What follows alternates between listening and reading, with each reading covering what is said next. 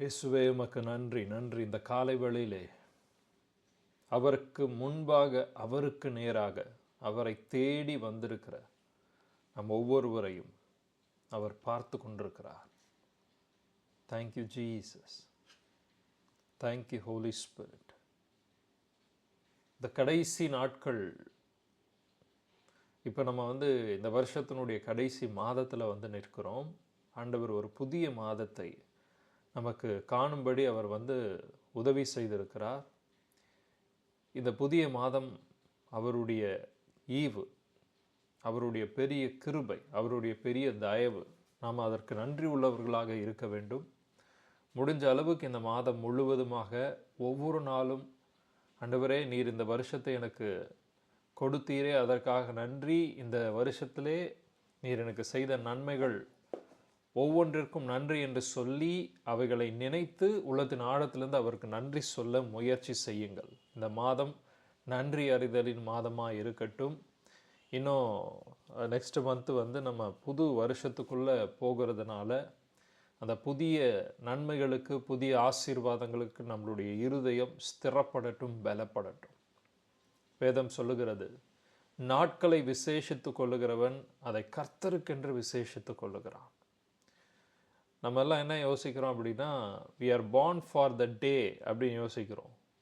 But Jesus என்ன சொல்லியிருக்கிறார்னா, the day born, அதாவது நாள் உனக்காக நான் உருவாக்கி வச்சிருக்கிற, நீ நாளுக்காக உருவாக்கப்படவில்லை.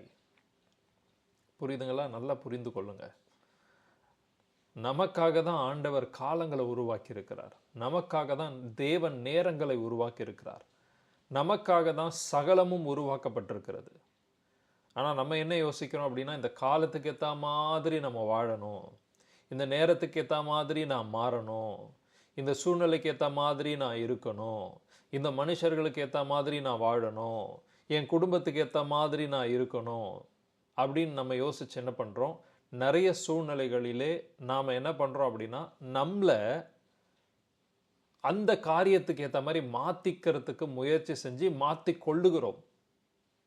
ஆனால் உண்மையிலேயே நம்ம எதில் மாறணும் அப்படின்னா, ஆண்டவருடைய வார்த்தையின்படி தான் நம்ம வாழ்க்கை மாறணும். அதை பேஸ் பண்ணி ஆண்டவருடைய வார்த்தையின்படி நம்மளுடைய வாழ்க்கை மாறுச்சினாலே எல்லாமே அதுக்கு கீழே வந்துடும். இன்றைக்கி நிறைய பேருக்கு சில காரியங்களை மாற்றிக்கொள்வதற்கு ரொம்ப கஷ்டமாக இருக்கும். சேஞ்ச் பண்ணுறது ரொம்ப கஷ்டமாக இருக்கும். எவ்ரி ஒன் நான் இப்படி தான் வாழ்வேன், இப்படி தான் என்னுடைய வாழ்க்கை இருக்கும் அப்படின்னு சொல்லி they are decided their life, அவங்களுடைய வாழ்க்கையை. ஆனால் ஆண்டவர் இந்த மாதம் என்ன சொல்கிறார் நமக்கு அப்படின்னா, நாளுக்கு ஏற்ற மாதிரி, காலத்துக்கு ஏற்ற மாதிரி, சூழ்நிலைக்கு ஏற்ற மாதிரி, மனுஷனுக்கு ஏற்ற மாதிரி வாழாத, வார்த்தைக்கு ஏற்றது போல உன் வாழ்க்கையை மாற்று. வாழ்க்கை ஆசீர்வாதமாக இருக்கணும் அப்படின்னா வார்த்தை அந்த ஆசீர்வாதத்தை கொண்டு வரும். ஸோ நீங்கள் எதுக்காகவும் மாறணும்னு அவசியம் இல்லை. ஆனால் வார்த்தைக்காக நாம் என்ன பண்ணணும், வாழணும், வார்த்தைக்காக மாறணும். இது நாள் வரைக்கும் நான் ஆண்டவர் இந்த உலகத்தில் என்னை உருவாக்கினது என் குடும்பத்துக்காக, என் மகளுக்காக, என் மகனுக்காக, என் கணவருக்காக, என் மனைவிக்காக அப்படின்னு யோசிச்சிங்க அப்படின்னா அது ஒரு பார்ட்டு தான். நல்லா புரிந்து கொள்ளுங்க. இந்த பூமியில் நம்ம வாழ்கிற எல்லா காரியங்களும், செய்கிற எல்லா காரியங்களும் ஒரு பார்ட்டு தான். அது எல்லாமே டிஸப்பியர் ஆகிடும். ஆனால் ஒன்றே ஒன்று எப்போவுமே டிஸப்பியர் ஆகாது. அது என்ன அப்படின்னு பார்த்தீங்கன்னா, அவருடைய வார்த்தை. அவருடைய வார்த்தை, அந்த வார்த்தையில் இருக்கிற ஜீவன். ஒரு பியூட்டி என்ன தெரியுமா, இந்த உலகம் ஆதி அந்தம் அப்படின்னு சொல்லுவாங்க. ஆதி அந்தம், புரியுதுங்களா? நான் ஆதியும் அந்தமுமாக இருக்கிறேன், ஆல்ஃபாவும் ஒமேகாவுமாக இருக்கிறேன் அப்படின்வாங்க. கிரீக்கில் நியூ டெஸ்டமெண்ட் கிரீக்கில் எழுதப்பட்டதுனால மோஸ்ட் ஆஃப் பார்ட்டில் வசனங்கள் எல்லாம் கிரீக்கில் தான் வரும். ஆனால் உண்மையிலேயே அது எப்படி சொல்லுவாங்க அப்படின்னா, ஆலஃப் அண்ட் தவ் அப்படின்னு சொல்லுவாங்க. ஆலஃப் அண்ட் தவ், அதாவது ஆதி அந்தம் அப்படின்னா அவர் தான். அவர் மூலமாக ஆரம்பிக்கிறது, அவர் மூலமாக முடிகிறது. அப்போ அவர் அப்படின்றது என்ன அப்படின்னு பார்த்தீங்கன்னா வார்த்தை. அந்த வார்த்தையின் மூலமாக தான் இந்த உலகம் உருவாக்கப்படுகிறது. இந்த உலகம் கடைசி நாட்களிலே மறுபடியும் என்ன பண்ண போகுது அப்படின்னா அழிந்து போக போகிறது, ஒன்றுமில்லாமல் போக போகிறது. ஆனால் அது எப்படி நடக்கும், அது எப்படி பாசிபிள் அப்படின்னு பார்த்தீங்கன்னா உங்களுக்கு புரிகிற மாதிரி சொல்கிறேன். இப்போது நம்ம இந்த பூமி மேலே நிற்கிறோம், வானம் நமக்கு மேலே இருக்குது, எல்லாமே நம்மளை தாங்கிட்டு இருக்குது. நம்ம என்ன யோசிக்கிறோம் அப்படின்னா, இப்போ ஒரு உதாரணத்துக்கு சொல்கிறேனே, திடீர்னு ஒரு எர்த் ஷேக் வருது அப்படின்னா என்ன பண்ணுறாங்க அப்படின்னா, உடனே எல்லாரும் ஐயோ என்னைய தாங்கிட்டு இருக்கிறது இந்த பூமி தான் அப்படின்னு சொல்லி யோசிக்கிறாங்க. என்ன யோசிக்கிறாங்க? ரட்சிக்கப்பட்டவனோ ரட்சிக்கப்படாதவனோ எல்லாருக்குள்ளேயும் இருக்கிற ஒரு மென்டாலிட்டி என்ன தெரியுமா? இந்த பூமி என்னை தாங்குது, பூமி தாய் என்னை தாங்குகிறது அப்படின்றாங்க. சில பேர் பூமியை தாய் மாதிரி பார்க்குறாங்க. ஆனால் உண்மையிலேயே பூமியும் தாங்கலை, தாயும் தாங்கலை, அவருடைய வார்த்தை தான் இந்த பூமியை தாங்கி கொண்டிருக்கிறது. த டேஸ் வில் கம், வானமும் பூமியும் ஒளிந்து போகும் அப்படின்னா அந்த வார்த்தை தாங்கி கொண்டிருக்கிற வார்த்தை இருக்கு பார்த்தீங்களா, அந்த வார்த்தையிலிருந்து இந்த வானமும் பூமியும் அகன்று போய்விடும். அதான் வெளிப்படுத்தின விசேஷத்தில் ரொம்ப அழகாக சொல்லப்பட்டிருக்கோம். வானமும் பூமியும் ஒரு சால்வையை போல ஆண்டவர் சுருட்டிடுவாராம். அப்போ வானமும் இருக்காது, பூமியும் இருக்காது அப்படின்னா அப்போ மனுஷன் எங்கே நிற்பான்? கொஞ்சம் யோசிச்சு பாருங்க. ஆண்டவருடைய சமூகத்தில் நம்ம எல்லாம் என்ன யோசிக்கிறோம் அப்படின்னா, இந்த வானம் இந்த பூமி இதெல்லாம் கடைசி காலம் வரைக்கும் நிலச்சி நிற்கும் அப்படின்னு யோசிக்கிறோம். ஆனால் உண்மையிலேயே கடைசி காலத்தில் இது ரெண்டுமே அழிஞ்சிரும். இது ரெண்டும் சால்வையை போல நீர் சுருட்டுவீர். வானமும் இருக்காது, பூமியும் இருக்காது. அப்போ மனுஷன் எங்கே நிற்பான்? அந்தரத்தில் நிற்பானா? கிடையாது. மனுஷன் வார்த்தையில் நிற்பான். ஏன்னா சகலமும் வார்த்தையினால் தாங்கி கொண்டிருக்கிறபடினால அந்த வார்த்தை தான் மனுஷனை தாங்கி கொண்டிருக்கு. ஆனால் மனுஷன் நினைக்கிறான் இந்த உலகம் இந்த பூமி என்னை தாங்கி கொண்டிருக்கிறது. அதே மாதிரி தான் பிரியமானவர்களே, உங்கள் கணவரோ உங்கள் சூழ்நிலையோ உங்கள் குடும்பமோ உங்கள் பணமோ உங்களுடைய பதவியோ எதுவுமே உங்களை தாங்கி கொண்டிருக்கவில்லை. ஆண்டவராகிய இயேசு கிறிஸ்துவனுடைய வார்த்தை நம்மை தாங்கி கொண்டிருக்கிறது. எப்படி நம்ம அந்த வார்த்தை நமக்கு விசிபிளாக தெரியாது, நம்மளை அது தாங்கிட்டு இருக்கிறது நமக்கு தெரியாது. இப்போ ஏன் ஆண்டவர் வார்த்தையை படி, வார்த்தையை கேளு, வார்த்தையில் நில்லு ஏன் சொல்றார் அப்படின்னா, அது விசிபிளாக பார்க்க முடியாது அந்த வார்த்தையை. ஆனால் அதை படிக்கும் பொழுது அந்த வார்த்தைக்குள்ளாய் இருக்கிற ஆவியும் ஜீவனும் நமக்குள்ளே என்ன பண்ணுது? கிரியை செய்கிறது.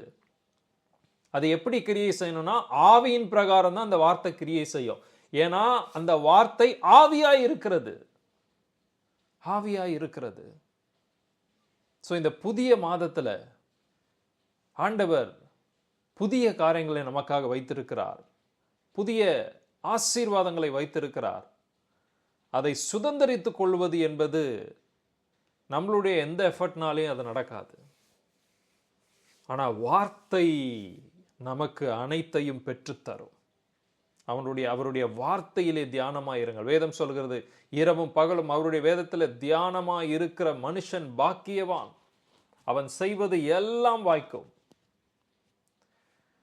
இந்த புதிய மாதத்தில் நம்ம ஒரு காரியத்தை பண்ண போகிறோம். என்ன தெரியுமா? அது நன்றி செலுத்த போகிறோம். ஒவ்வொரு நாளும் நன்றி. பார்க்குற ஒவ்வொரு காரியத்துக்கும் நன்றி சொல்லிட்டு பாருங்களேன். பார்க்குற ஒவ்வொரு மனுஷனுக்காக நன்றி செலுத்தி பாருங்க. சந்திக்கிற ஒவ்வொரு பிரச்சனைகளுக்கும் போராட்டங்களுக்கும் நன்றி செலுத்தி பாருங்க. ட்ரை பண்ணி பாருங்க. உங்கள் வாழ்க்கையில் இந்த முயற்சியை செஞ்சு பாருங்க. நன்மை நடந்தால் நம்ம நன்றி சொல்கிறோம், ஆனால் தீமை நடந்தால் முறுமுறுக்கிறோம், புலம்புகிறோம், அழுகிறோம், வேதனைப்படுகிறோம், மற்றவங்க கிட்ட மனசில் இருக்கிறத கொட்டுறோம். ஐயோ இப்படி என்னால் முடியல அப்படின்னு சொல்லி. ஆனால் அது எல்லாத்தையும் இந்த வருஷத்தினுடைய கடைசி மாதத்தில் கொஞ்சம் மாற்றி அந்த வார்த்தை கிட்ட போங்க, அந்த வார்த்தை கிட்ட சொல்லுங்க. அந்த வார்த்தை தாங்க நம்மளை தாங்கிட்டு இருக்குது. மறுபடியும் சொல்கிறேன், வானமும் பூமியும் அகன்று போய்விடும், அழிந்து போய்விடும். ஆனால் இந்த வானத்தையும் பூமியும் அவருடைய வார்த்தை தாங்கி கொண்டிருக்கிறது. இந்த வானமும் பூமியும் அழிஞ்சிரும். ஆனால் அது ரெண்டுமே போனதுக்கப்புறம் அந்த வார்த்தை லிட்ரலி, அந்த வார்த்தை நம்மளை தாங்குறத அந்த கடைசி நாட்களில் நம்ம பார்க்க போகிறோம். அந்த கடைசி நாட்களில் வார்த்தையின்படி யார் வாழுகிறார்களோ, வார்த்தையோடு யார் இருக்கிறார்களோ, வார்த்தையை தன்னுடைய வாழ்க்கையாக யார் அமைத்து கொள்ளுகிறார்களோ அவர்களை அந்த வார்த்தை சூழ்ந்து கொள்ளும். அந்த வார்த்தை தாங்கிக் கொள்ளும். அந்த வார்த்தை அவர்களை பாதுகாக்கும். அந்த வார்த்தை அவர்களுக்கு கேடகமாக இருக்கும். அவர்கள் அழிந்து போகாதபடிக்கு